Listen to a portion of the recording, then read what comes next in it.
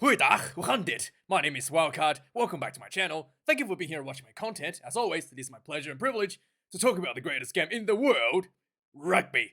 And yes, firstly, I would like to issue a public apology for spreading misinformation. I have been misled myself. It turns out that I thought that point difference will come after bonus point, after the points to differentiate a draw in the pool stage. I was wrong. It's actually the head-to-head that comes before the point difference. So yeah, I was misled. I've been telling everyone in my previous videos that was the case, that the point difference will come down to differentiate the teams. That's because I was misled by World Rugby. So yeah, let's have a look at something. You probably have seen this as well yourself during live games, where they show the live ladder, so to speak. And then you can see that Springboks and Ireland are sitting equal on points, and somehow it's ranked higher than Ireland, which is not true. Ireland will always rank higher than the Springboks if the points being the same, because Ireland beat the Springboks in the head-to-head contest. So that's how the ranking's supposed to work. The winner of the match between the two tie teams is ranked higher. So it doesn't matter if Ireland scored 100 more points more than the Springboks. If they beat the Springboks in the one-on-one match, they will rank higher than the Springboks if the final score is the same. The final point is the same, right? And I've been misled by that, and I think a lot of people probably seen that and thought the same. So that's actually how it actually works, right? The two teams head-to-head is the most important. But the Pool B has a really interesting dynamic here. There is the prospect of 3-team tie. So as we can see the ladder here, right? There's a weird situation where, so I'm gonna move my lights up a little bit out of the way. There's a weird situation where 3 teams could be tied on 15 points coming out at the end of the tournament. And in that situation, there's no way to just go by the head-to-head result, because South Africa lost to Ireland. If Ireland lose to Scotland, and Scotland lost to South Africa, so you can't really rank them based on the head-to-head results. So you have that in that situation, the point difference will become the differentiating factor. Yeah, so that is why it's actually really important that the South Africans, the Irish, everybody try to score as many points as they can against each other. So going into this next weekend, the final game between Ireland and Scotland, there's actually 2 ways for Scotland to make out of the pool. One is by eliminating Ireland, by beating them in the match and denying them the bonus point. So if Scotland can beat Ireland, they will go to 14, right? Even without a bonus point win, they will go to 14. But the fact that they beat Ireland, the point differentiation becomes irrelevant, and they will go ahead of Ireland, still below South Africa because they'll be at 14. They'll go ahead of Ireland out of the pool, regardless of the point difference.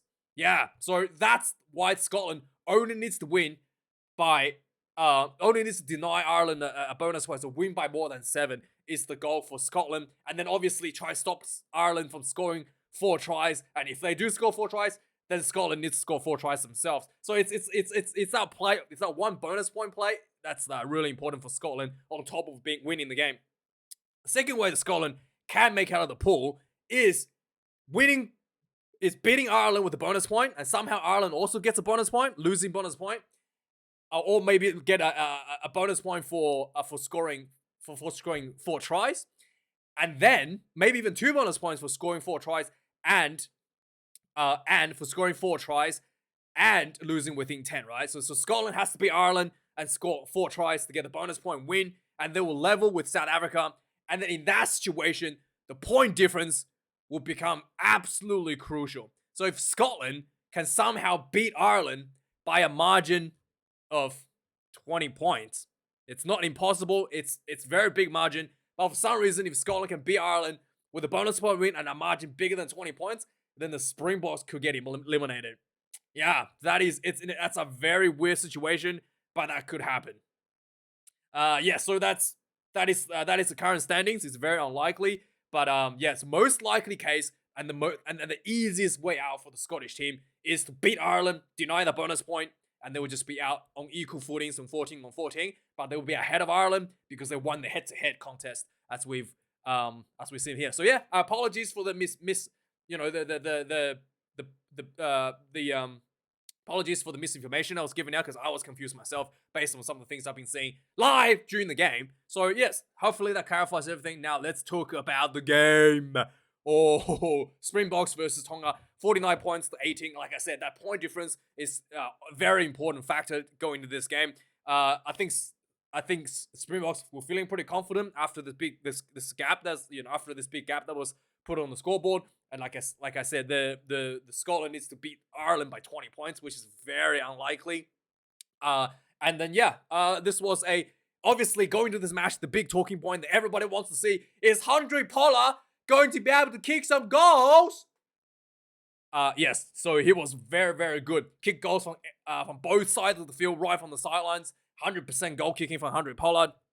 And also, can Handré Pollard make a tackle? And also, yes, he did. He did make some good tackles.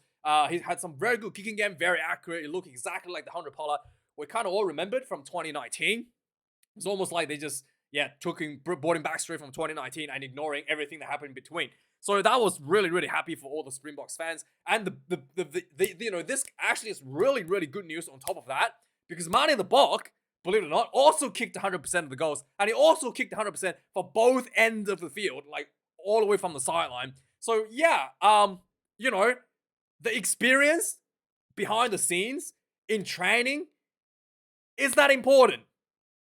And it's evidence right here, right? So you can think about how important this is for Springboks. Le Bok has not been able to get his goal kicking because he hasn't really been getting the support off the field, by watching and learning from somebody better than him, Handré Pollard. That's why he struggled for all this time. And when you have someone like Handré Pollard, I guess they're always in camp. But the additional fact is that Handré Pollard is now competing for the number 10 jersey, puts more pressure on Le Bok to do better, both in the game and off in the training.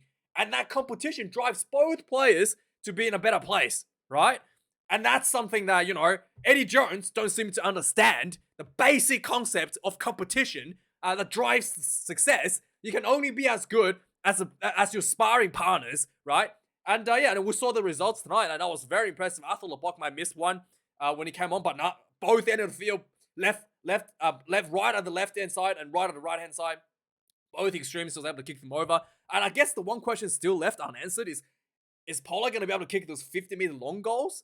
That's probably a question, but based on what we saw tonight, there shouldn't be an issue. Like the corner kicks was it's technically much harder than the longer range kicks. Pollard has the range, has the legs to kick those longer ones.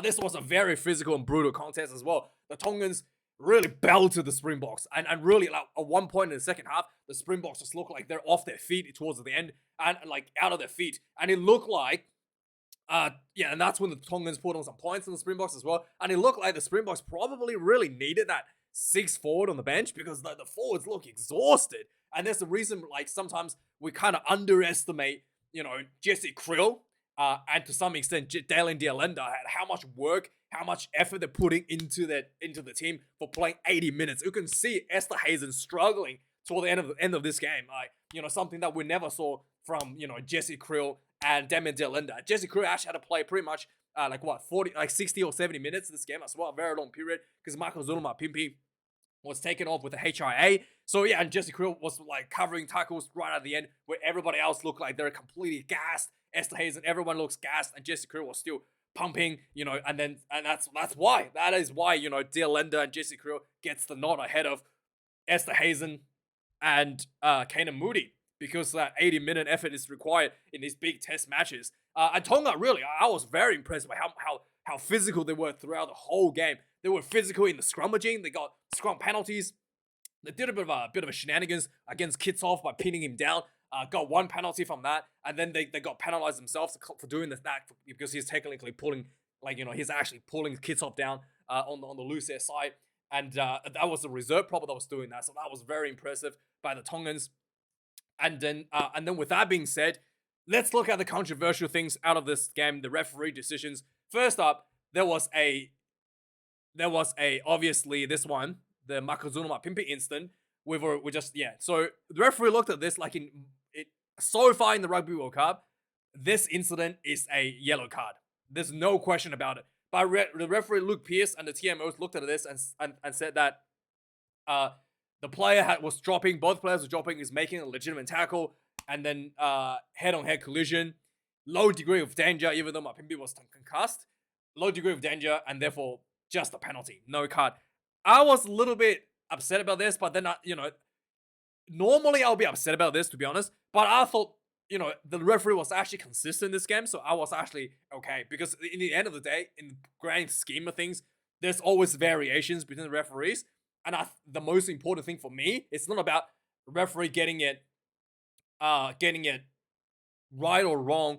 It's about the referee getting it consistent. If they always get that consistent, I'm actually happy because it means that it's a fair contest on the field, right? If it's inconsistent, if one team does this and then they get yellow carded, and another team do it, they don't get carded, then that's an issue. So at least it's consistent, because earlier in the same match, pretty much identical tackle that was occurred during Dion Fury, they didn't show a replay during the game. The referee did confirm to the players on field verbally that the TMO had a look and they said it was okay. So when I saw this live, I thought, oh, that should have been looked at, which is this incident. Dion Fury, shoulder to the head shot, almost pretty much a head clash as well onto the prop. Again, very similar situations. Both players were low. Head contact, direct head contacts to the shoulder to the head. And this one, again, both players kind of in the low position, head-to-head contact. Very similar situation. I thought this one should have been looked at as well. And in my books, this one could have been a yellow card, because it's head contact to the head. So far in the tournament, that's consistent for a yellow card. I thought this could have been looked at for a yellow card. They didn't even entertain that possibility. That, like I said, TMO apparently had a look at it. There was no replay at all during the game. Apparently, TMO had a look at it, and then the referee had told the teams that both players were dropping, low degree of danger. Exactly the same reasoning he gave out of this one. And so I'm actually happy. So it's consistent, and I thought that's okay. And obviously there was a third incident with what's his name, with Eben Esbeth and Piatau, where Piatau landed on high ball. He caught a high ball and landed on Eben Esbeth with his head into his shoulders. I thought, again, that's fair enough for the referee. Eben Esbeth was almost stationary at that point. He wasn't like pushing him or contesting the ball. He was just stationary. And then he also had some Tongan players obstructing him going into this as well. And then Piatau basically landed very gently, essentially. It looked very gentle. Got his head caught onto Eben Esbeth's shoulder. And I thought that was okay. I thought it was the right decision as well. Again, it's consistency. It's not like, that was a yellow card and then another one was not a yellow card. So I was pretty happy with that to have the referee being consistent and staying out of these things. In fact, I hope that's the case going further into the elimination rounds, because I don't want to see yellow cards getting issued for very minor incidences like this going into the quarterfinals as well. So yeah, with that being said, let's have a look at the game. So overall, the Tongans actually put up a really good fight. 7 tries for the Springboks. The Springboks really had to work super hard towards the end of the game to try to get that 7th try on the board. Everybody looked so gassed. Tonga was absolutely throwing everything at it. Like, the physicality was absolutely brutal throughout this game. The run meters wise, 391 run meters for Springboks, 262 for the Tongans. The Springboks look a little bit clunky this game in comparison to their previous outings against Ireland. There was a few missed passes here and then, maybe trying to push the play a little bit too much, and also just the physical pressure that was exerted by the Tongans really made that difficult for the Springboks as well. And also the scrummaging. I did notice that the Tongans had a really good scrummaging against the Springboks, as we were kind of expecting. The size, just massive, like absolutely massive players, but also the technique as well the Tongans bring. I did notice that the engagement was very gentle for both teams. Both teams really try to take up that space in the engagement as much as possible. So when the engagement comes, it was pretty much just like players were almost touching before the engagement. So it was very just a gentle kind of engagement. There was no hit, so to speak. And it was, I'm not sure if that's a strategy. I think that could be a strategy from the Springboks, because the Tongans have a massive pack and you wanted to minimize that engagement because the Tongans do outweigh the Springboks in the scrummaging.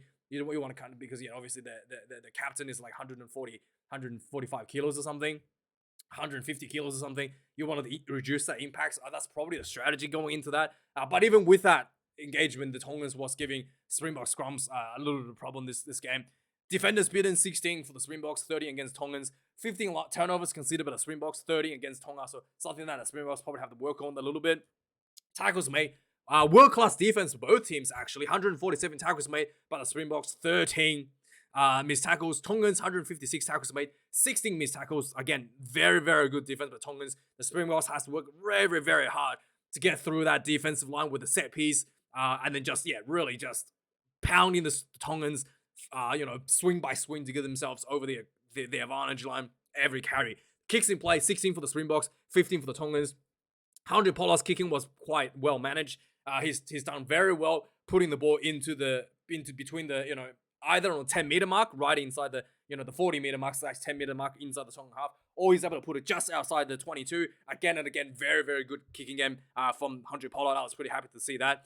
Tonga was as well managing the kicking game. Tonga had a different style. They put it more down towards the 50-22 sort of area. So the Tongans attempted that much more than the Springboks. The Springboks mostly try the high ball, up and under sort of strategy there for the Springboks. Conversions, like I said, 100% for the Springboks. Tonga missed a few. The Havili was having a pretty terrible game. A few drop balls. He was looking like he was looking a little bit overwhelmed by the big occasions, and obviously the goal kicking was an issue for him as well. Out of that, line out 70 of the Springboks, 14 for Tonga, and yes, Dwayne the Rock Vermeulen can actually jump, as we know that he used to be able to. So he did receive one ball. I saw at least one ball from him. Marvin Rory had a little bit of struggle with one of the lineouts where he lost, but overall was again Marvin Rory, Vermeulen are all like the backup sort of lineout options for the Springboks. So there's not really too much of an issue. It's more about Dion Fouris lineout throws, which was at 100% this game. As we expected, Marco van Staden came onto the field and Dion Fouris was still throwing the lineouts. In fact, I don't think Bungin Bunabi played this game. I don't think it was on the field at all, but Bungin Bunabi, I'm pretty sure Dion played the full duration. Or maybe Bunabi came on right at the end. Let me know if he actually played, because I don't remember seeing Bunabi on the field. Or is it just me? I don't remember seeing him on the field at all. Or Dion Fury was on the field for a very, very long time, all the way till the end.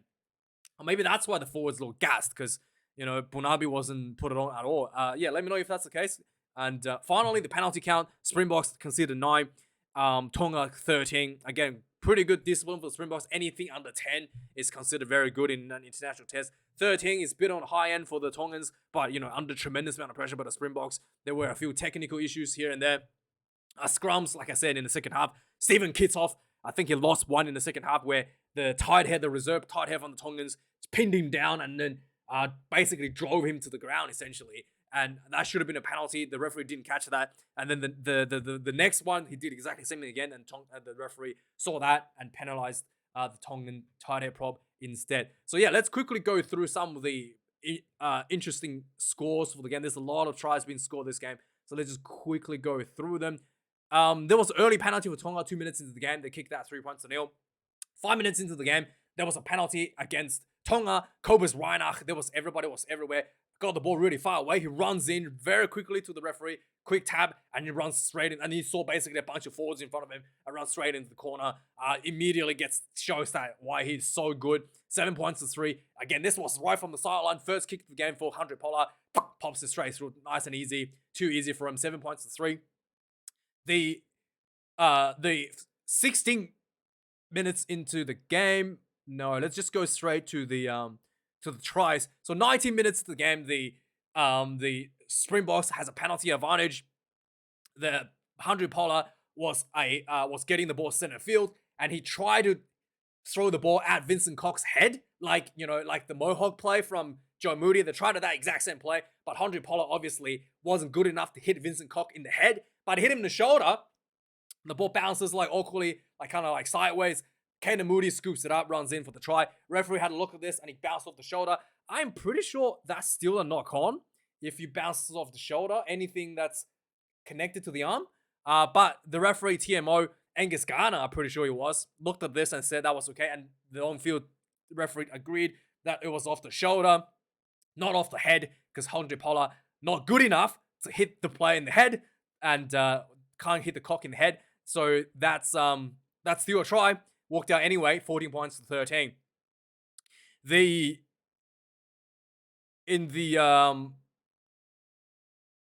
on the 31 minutes into the game, there was a 5-meter line out for the Springboks after so much pressure exerted upon the Tongans. There was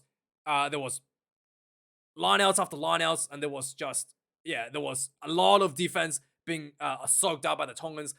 Finally, a lot of defense was soaked up by the Springboks, and then finally they get themselves in the front foot. They give themselves the penalties. They go in for a 5-meter lineout for against Tongans. They set up a nice maul.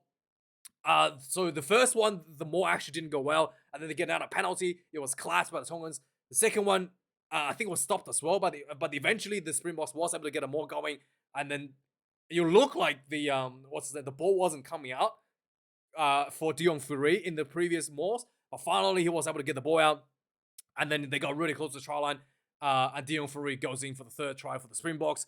21 points to 3. Again, very easy kick for Van 100 Pollard right from the sideline. 35 minutes into the game, Tongans get themselves a penalty. They go for the line out, and they just pounded the Springbok defense. Just absolute brutality. They tried a few line out variations leading to this try. The South Africans have managed to defend, but eventually the captain, Tamei Funa, crashes through for the 140, 150 kilo Tate Pro crashes through for the try for the Tongans. Havili misses his kick, 21 points to 18, and that was half-time score. Second half starts, 50 minutes into the game. There was a 22-meter line out for the Springboks. The 100 Pollard did a nice little inside ball for I think it was for Esterhazen. They just put a lot of pressure onto the front full pressure for against Tonga. So Tonga was just like going back. A lot of pick and goes. Eventually, Jesse Krill gets the short ball, just big leg drive straight through for the try for the Springboks. 48 minutes into the game, 28 points to 8. And then after this, 100 Pollard was taken off and Mananabok was put onto the field. 52 minutes into the game, there was a Tongan penalty. They go for the line out, and they just build from the line outs, and just really nice phases building from the line out all the way to the far side of the field, and then they swing the ball back around. There was a bit of miscommunication between Villa and Grant Williams, or who's who. So both players kind of like marked the same player on the inside, leaving one player, Inisi, out wide, right open. So the ball just gets thrown out wide to Inisi. He just runs in for a very easy try for Tongans. So many defenders was drawn into the middle. There was a bit of miscommunication there for LaRue and Grant Williams. Score ticks up to 28 points to 18 after this one. There was a 57 minutes into the game. There was a Tongans was trying to run the ball out of their own half. There was a massive hit on the ball carrier. The ball gets popped out. Quick turnover for the Springboks. Spreads the ball out wide. Kana Moody runs kind of a little bit of angle, and he throws the ball out for Villa LaRue. And LaRue had to catch the ball behind him. One-handed, scoops it back in, runs into the corner. He was almost going to get pushed out, but he was able to step himself infield and straighten himself up, punch himself into the corner for a very impressive fifth try for the Springboks. Man in the ball had to kick this one right from the sideline. He gets this one 35 points to 13. 62 minutes into the game, the Springboks had a center field lineout.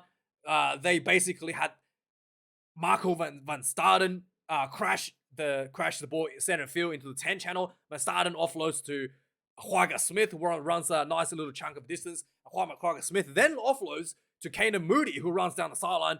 Who then offloads to Jesse Krill, who almost got through. And then the quick ball down the sideline. Quick ball down the sideline. Kana Moody runs down the sideline, got really close, and then Michael van Staden follows up, pick and go. Try time for the Springboks. And again, this was right into the far corner on the right-hand side. Man in the ball kicks this one straight out of center once again. Very, very impressive. 42 points to 13. After this, 65 minutes into the game, Tonga kicks a 50-22, which was very, very impressive. There was a scrum penalty against Kitsov 68 minutes into the game. 72 minutes into the game, the Tongans was able to get their third try on the board. Again, the Springboks look completely gassed out all over the field. So there was actually a nice little break for the Springboks on the right-hand side of the field. Some look like a nice little no-look back pass from Lebok to, I think it was Grant Williams. And the Grant Williams tried to do a little no-look back pass back to Manan Lebok. So Manan Lebok was right next to Esterhazen. Both of them missed the ball, thought that the other guy was going to get it. So the ball went to the ground. Tongan player scoops it up, kicks down Pellegrini scoops it up. He runs down the field, kicks the ball over the top. He chases it down. I think one of his teammates kind of like pats the ball back in the field for him. He catches on the hit back, on the ball. But it was pat back by his teammate, and then he runs in for the third try. Beautiful try for Tongan. 72 minutes into the game. This one was missed once again by Havili, and the scoreboard remained 14 points to 18. 14 points to 18. Finally, both teams going to the last 10 minutes or so, looking extremely tired. Finally, in the final minute of the game, the Springboks was just pounding the Tongan try line. A lot of big hard work men just, giving it all to the big Tongans. Eventually, the Huaga Smith runs around the corner, and it was Jaden Hendrickson. Short ball to Huaga Smith and full speed, just straight to the 10 channel. He gets himself over the avalanche line and just under the post with just powerful leg drive. And again, Huaga Smith showing that impact that they're bringing off the bench and delivering for that impressive try that is done again and again and again for the Springboks in the last minute of the game. 80 minutes in the game on the game clock. Man in the box kicks this one. Final score 49 points to 18. Yeah. Anyway, guys, let me know your thoughts about this game. Let me know your thoughts about the penalties and the referee performance. And thanks for watching, guys. Like, comment, subscribe. I do appreciate it.